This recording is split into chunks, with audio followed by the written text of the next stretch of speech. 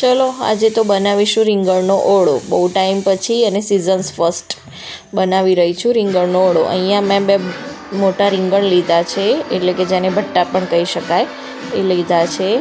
તેને શેકી લીધા છે આ રીતે ગેસ ઉપર.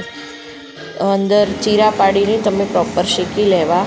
ત્યારબાદ તેની આ રીતે સ્કિન રિમૂવ કરી લેવી.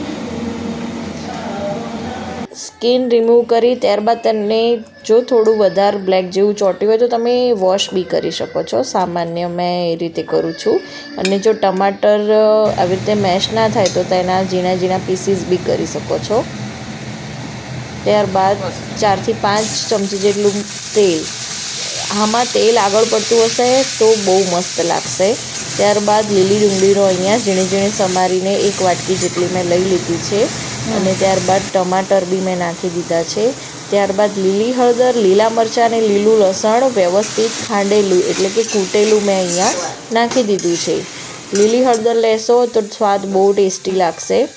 અને ત્યારબાદ મીઠું, મરચું, હળદર અને ધાણા જીરું એવા બેઝિક મસાલા નાખી દેવાના. અહીંયા મેં કાશ્મીરી મરચું લીધું છે, તમે ચાહો તો તીખું પણ લઈ શકો છો.